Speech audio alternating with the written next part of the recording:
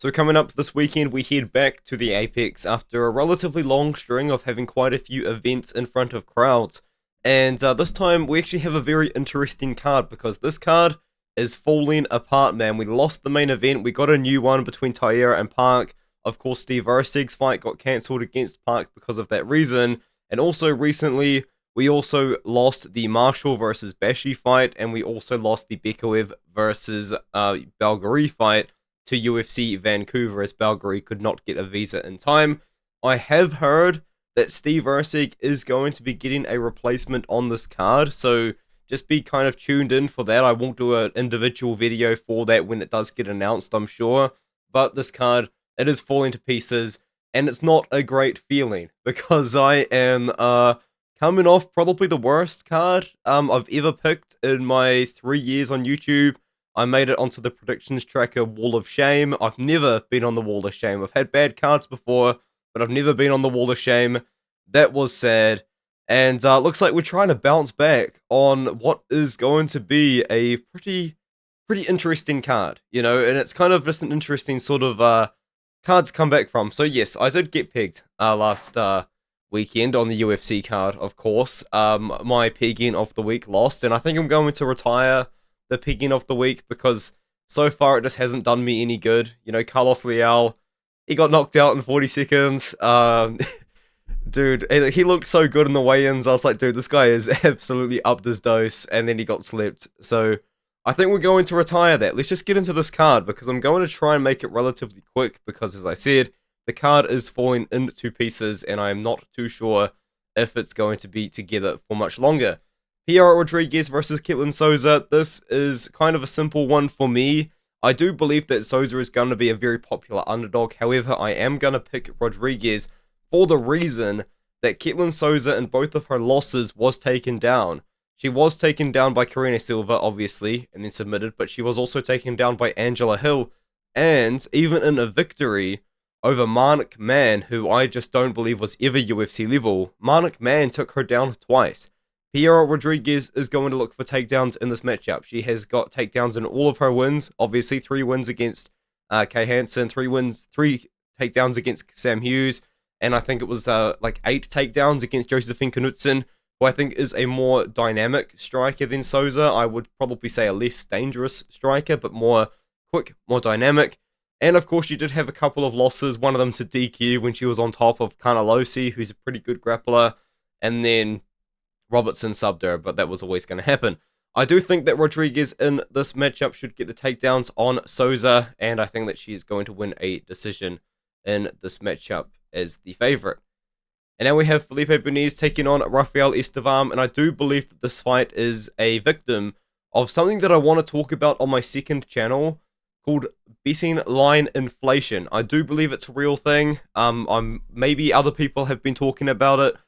But in the big 2025, all of a sudden, guys that would have been minus 300 last year, minus 300 2 years ago, are minus 500 now, and sometimes minus 800. You know, you can even look at just the other weekend when Daniel Zellhuber was like minus 800 to beat Michael Johnson. He would have been like minus 250 at one point. You know, just kind of based on that line inflation that we're getting from the parlay boys. But Estevam, I do believe, should win this one. Now, he has been very inactive due to injuries, maybe due to other things as well that I'm not too aware of, but he did take a lot of time off after beating Charles Johnson. He then come back against the great Jesus Aguilar, and, you know, we just haven't really been seeing him be very active. He is a jiu-jitsu guy, as you can imagine, with his tattoo on his chest and shoulder there. And taking on Felipe Bunes, I do believe that in this matchup, he should be able to get the fight down to the ground and get some grappling going. Felipe Bunes, he really does find most of his success by being really big for the weight class. He's a talented Muay Thai striker. He does have decent enough wrestling and grappling in his own right. He does actually have a bit of a career in the ACA taking on these guys that do have the Dagestani wrestling sort of background. But for the most part, I would say he does thrive off using his size to get some good strikes away at range and then also potentially grapple as well. I do believe, though, Estevam is going to kind of give Bunes some trouble here. We're going to have an equal reach on the feet. Bunes is even going to be shorter. But I do believe that when it gets down to the ground, I do think that Estevam has shown solid enough grappling to get into the positions he needs to get into, to land the ground and pound he needs to get to, maybe threaten some submission attempts and win a decision in this matchup. And now a very interesting matchup is Rodrigo Vieira taking on Tresean Gore. And when I saw this fight, I genuinely thought to myself, Tresean Gore, like, this is the kind of fight that he just flukes a win with a big uppercut or a knee or something crazy like that. But I just personally don't think that I could justify picking Tresean Gore in such a stylistically bad matchup like this. Like, yes, Tresean Gore is a very powerful middleweight. Yes, Tresean Gore does have overall decent enough takedown defense. But at the same time, the story with Tresean Gore is he was always brought into the UFC too early into his career. He was never given enough time to develop on the regional scene. Like, even 2 more fights in the LFA or something like that would have greatly benefited his career. In my opinion, I think it was a bit of a disservice that the UFC signed him at only 3-0. But I do believe now, in this fight against Vieira, he's going to have to be wary of the takedowns. And I know that Vieira doesn't have great takedown offense. I know that he shot like 22 takedowns against Chris Curtis, didn't get a single one of them. I am aware of that, but I don't think Gore's takedown defense is as good as Chris Curtis, and I don't think that Gore's kind of distance management is really as good as Chris Curtis's. Not really that Chris Curtis is as great at all, but, losing to Petrosky's going to be terrifying, but that was a mostly low-level striking fight, really. Like, it was actually horrendous. Maybe Gore does knock him out. Before I overthink it by talking myself into it, I'm going to pick Vieira. I'm picking Vieira by submission. Gore also does, like, pull guillotine, which is going to be terrifying against Vieira. We saw him, who was it? Brundage pulled guillotine against Vieira, and what did Vieira do? He just turned it into an arm triangle, because he's not super low level. But yeah, I think that he gets it done. And now, Rinya Nakamura, someone that I was really high on, someone I really believed in. He just come off a loss, which he looked terrible in. Didn't shoot a takedown. The fight IQ was non-existent. I am actually, guys, if you guys didn't know, in my tinfoil hat era. Yes, I am bald. Yes, I have shaved off all of my hair. But I'm also wearing tinfoil hats. I'm going to start a conspiracy theory. This fight took place around the time that I believe it was Karol Williams was told by the UFC that he needed to strike more or else they weren't going to re-sign him because his style was too boring. Rinya Nakamura, I believe, could have been told the same thing, because let's be honest, he come into the UFC, looked epic on the road to UFC tournament, knocked people out, was looking awesome. Come into the UFC, boring performance against Franny Garcia, boring performance against Carlos Vera. Against Gafarov, he didn't wrestle. This is a guy, Rinya Nakamura, that is a world freestyle wrestling champion, a world champion in wrestling, that didn't wrestle against Muin Gafarov, a guy that I would personally consider to not have great takedown defense. It blew my mind. And maybe that's what happened in that matchup. Maybe he was told not to wrestle. I don't know. But I would say that there are guys out there with even more boring styles that are probably not told the same thing. Anyways, Nathan Fletcher. I think that Nathan Fletcher's good. I think he's a good grappler. I think he's a decent striker. Yes, I think that he could maybe throw up submissions like Carlos Vera was on the ground, but ultimately I do believe if Nakamura wrestles, he should be able to win this fight somewhat easily, in my opinion. That's probably why he's a minus 430 favorite. However, can we trust him? Like, you guys know, I loved Nakamura. I was so high on Nakamura. I really was a big fan of his. And now, after that Gafarov performance, it's like, is he going to wrestle? Is he going to do what he's best at? I just don't know. And now Nick Klein takes on Andrei Pulayev. I am picking Klein in this fight. I think Klein is a slight underdog now. I think the odds are actually swaying in favor of Pulayev. Pulayev, I thought he looked really bad against Christian Leroy Duncan. He got outlanded, I believe, 28 to 114 on significant strikes. Like, it wasn't even really close. And that's the thing about Pulayev. Pulayev is a striker. He's a 6'4" striker with a pretty big reach, of course, at 185 pounds. But when I was doing the tape study, I picked him to lose against Liam Anderson. And in hindsight, it wasn't a great pick because Liam Anderson has never heard of the term head movement in his entire life. But he also looked bad on the Contender Series too. Like Taurus Finney, TKO'd and submitted Yuri Pamfarov and didn't get a contract. And Andrei Pulaev went to a relatively competitive, boring decision with 6-2 Liam Anderson. And I digress. Nick Klein, he's not incredible either, but he is a very aggressive, forward-coming wrestler, and he is big for the division. He is 6'1", but he's a big 6'1" in the division. He did come in on short notice against Mansour Abdulmalik, got TKO'd up against the cage. Once again, tinfoil hat time, suspicious over 1.5 hit from Mansour Abdulmalik there. It's like once the over 1.5 hit, he just decided to get going. But anyways, that's probably another topic for another video. Nick Klein, though, he's going to shoot takedowns. And yes, Pulaev has shown decent takedown defense in the past. Yes, he did defend a lot of Liam Anderson's takedowns. Yes, he did defend a lot of Christian Leroy Duncan's takedowns. But at the same time, I do think that once Klein gets the fight down to the ground, I think he should be able to get some grappling going. He's a big guy for the weight class. I just don't think Pulaev is good. That's what it comes down to for me. He's never really impressed me on the regional scene. Like a lot of these performances, I think it must have been this one. Like there were performances recently that he was getting like smoked to the body shots work on him. I think that Klein can get it done with the wrestling and the matchup. Now, Kevin Vallejos versus Danny Silva. Now, I'm not going to put it out there, but this would have been my picking of the week if the picking of the week was still around. I am a big believer in Vallejos. You guys know me and Martin are besties. Me and Martin, honestly, best friends. And in this matchup against Danny Silva, I think stylistically it's a very good one for Vallejos. However, you could also argue because of that, it's a decent matchup for Silva, but I'll get to that in a moment. Kevin Vallejos is a boxer. He is small for the weight class. I do genuinely believe that he is probably going to struggle with some of the larger guys at 145 pounds. Like, imagine if they put Vallejos in there with Sean Woodson. I would even say, Vallejos versus someone like Volkanovski, even, who's shorter than Vallejos, but significantly larger in terms of muscle. Like, Vallejos, I don't know if he could make 135. He probably couldn't, but he is on the smaller side of 145, and that's going to be something to kind of watch out for as he does maybe take on some wrestlers.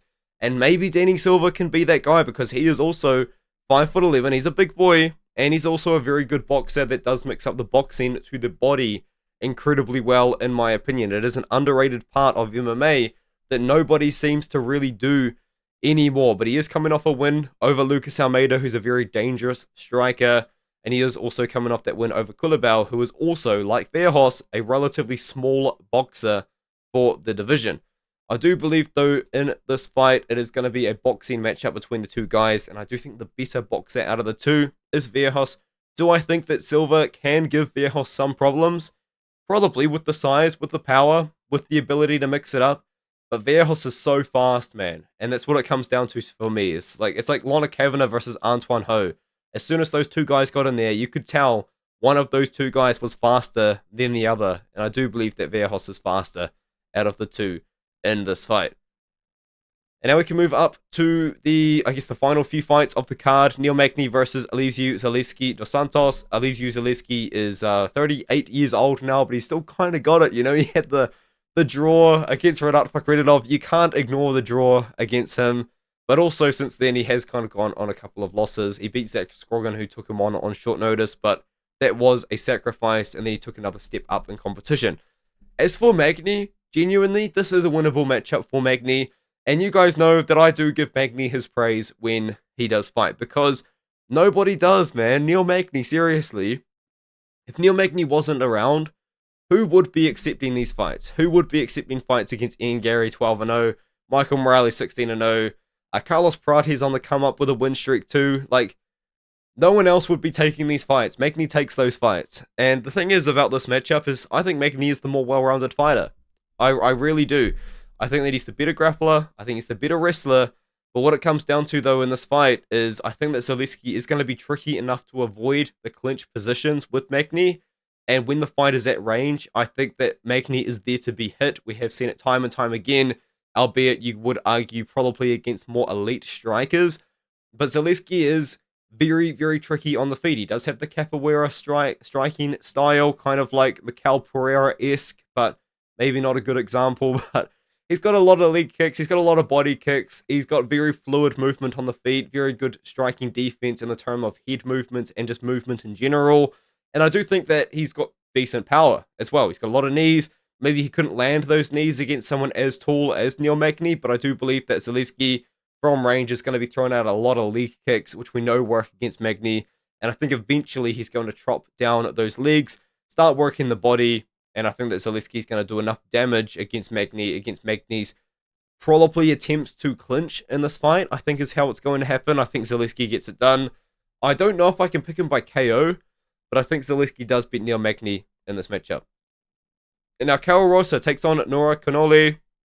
I think Cornolle is a popular dog this week, but personally, I don't know. I've never really had a good prediction record when it comes down to Rosa, to be fair. However, Cornolle, when I was a very, very heavy betting man and putting way too much money on these UFC cards, Cornolle made me a lot of money with the submission prop, so I will give her some credit there, but I don't think she wins this fight.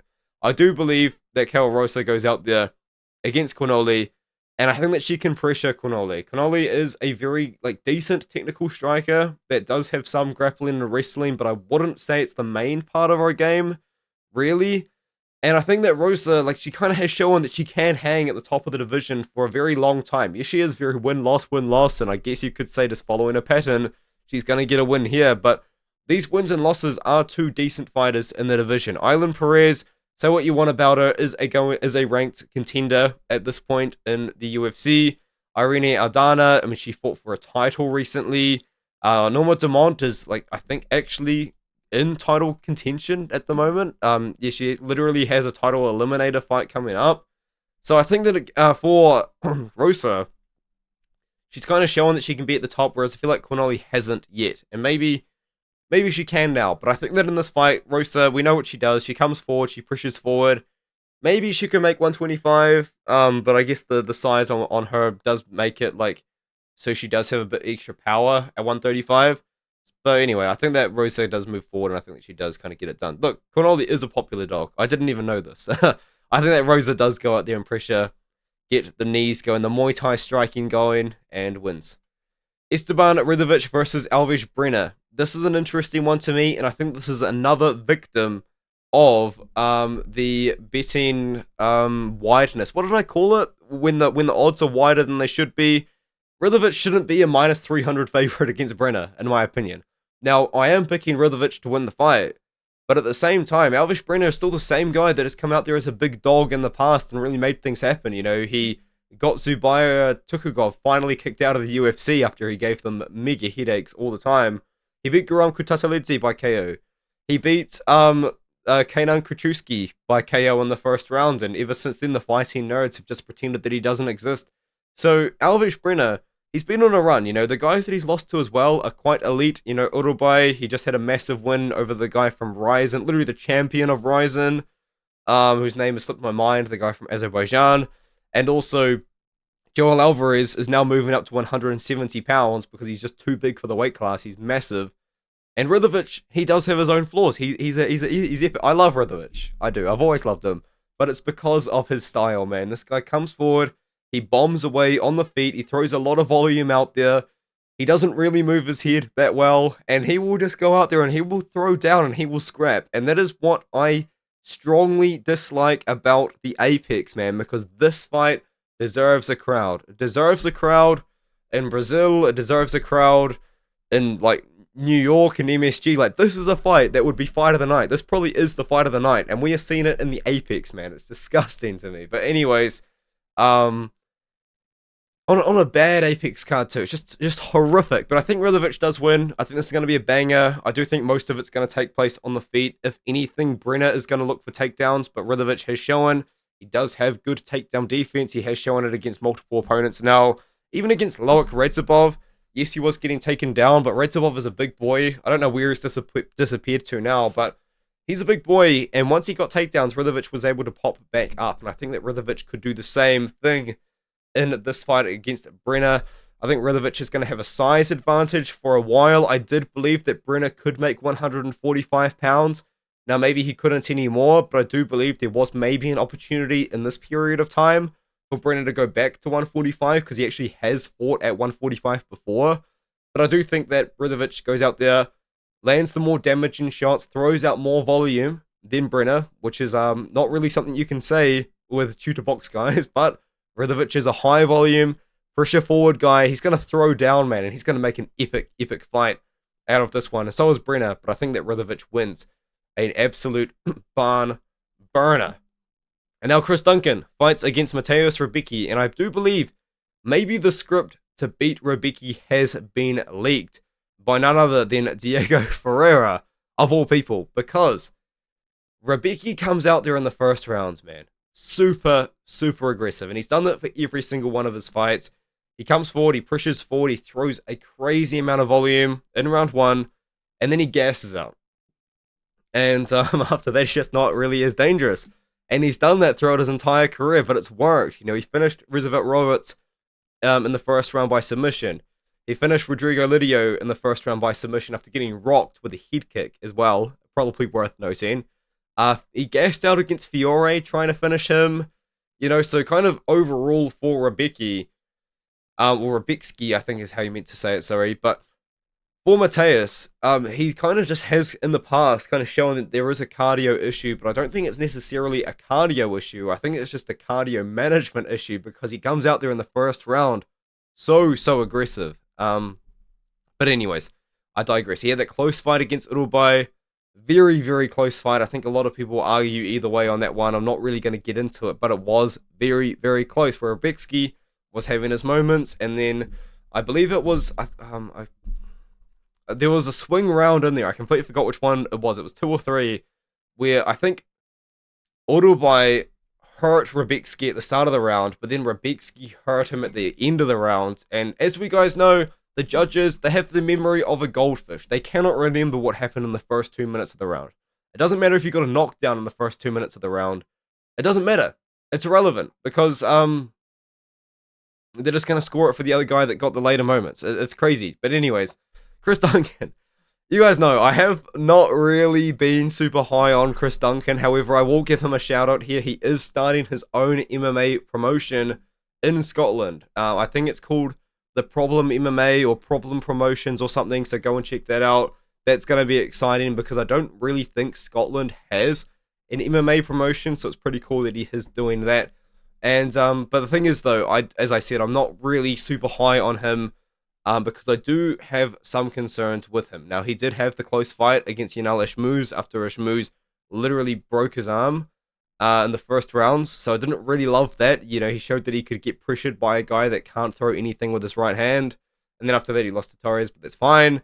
Oki, very good win there against Oki, but Oki is just kind of a little bit fraudulent, I think. And then the Visenik win is very good too, but I still have chin concerns with Duncan. He has been chinned before. He's been knocked down before.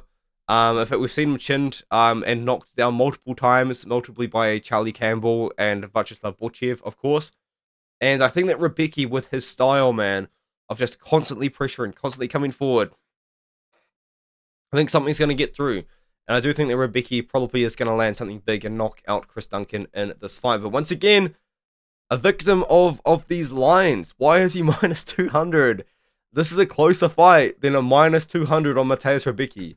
You're telling me you only 1.5 times your money by betting on Rebecki? That doesn't make sense to me. This fight is closer than that, but I think that Rebecki does win by KO in this fight. And now we've got the new main event. It was, I believe, confirmed at the time of me recording this yesterday, but officially confirmed, of course, by the king, the GOAT, none other Big Marcel today, at the time of recording. Tatsuro Taira is not going to be fighting Amir Albazi. He's instead going to be fighting Hyun Sung Park. And this makes for an interesting fight, in my opinion, because I actually do genuinely believe that Hyun Sung Park could maybe make something happen as a big underdog here. Now, at the time of me recording this video, there are no odds for this fight. I did check online beforehand. Nothing. So I'm not too sure what to expect, and I'm going to guess that Tatsuro Taira is going to be a big favorite in this fight, and I do think deservedly so. Sorry, because I do think that Tatsuro Taira wins this fight by submission. However, Hyun Park's got a very intriguing skill set when it does come down to this because he's a very good pressure forward striker. Now, the problem is we just haven't really seen too much evidence to kind of show us that he could beat Tatsuro Taira. Now, I probably was actually going to pick Steve Erceg to beat him as well, which kind of does tie into the Tatsuro Taira pick. There's going to be a lot of waffling coming up, which is why I just told you guys my pick early if you didn't want to listen. But here's the thing about Park, right? He has shown a lot of skills that I quite like. There's the thing about Seongguk Choi is I know he doesn't have the best record, but Seongguk Choi, very, very talented boxer, in my opinion. And Hyun Park beat him kind of in those areas. And, it was a close fight leading up to the rear naked choke, but he showed that he could get it in the third round in a tough fight. And then he took on the GOAT, Shannon Ross. Probably never really should have been in the UFC, but, kind of was a cool story for Ross to get into the promotion, I guess. But, yeah, once again, knocked out Shannon Ross, but, that was kind of a way of entry into the promotion, really. Who didn't knock out Shannon Ross when he was in the promotion, right?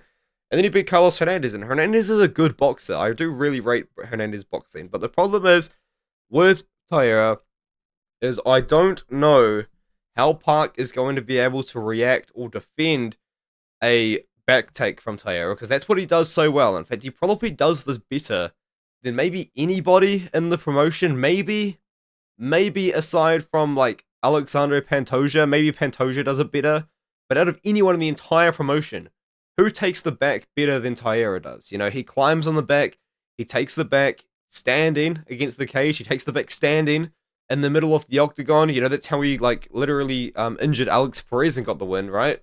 Who does that better? And I do believe that Tatsuro Taira is going to find a moment in this fight, probably early in the first or second round, where he's going to be on the back of Hyun Park, standing, and Hyun Park, I just don't know if he's going to be able to have the patience to deal with that situation, just being the fact that I know he is 10-0, but he still is relatively inexperienced. I'm not too sure how good his submission defense is. I've personally never had to see him defend a submission before, which is a little bit concerning too, just kind of when you're taking on a guy that is so talented like Taira. But 27-minute video, I can't say that it was shorter than an Angelo intro anymore, because Angelo, he's been doing 2-minute intros recently. In fact, his intro was probably shorter than mine this week. So, yeah, shout out to Angelo, I guess, really shortening up his videos. But 27 minutes, I think that's a good sweet spot. I'll see you guys in the next one, which is probably going to be a Steve Erceg fight announcement.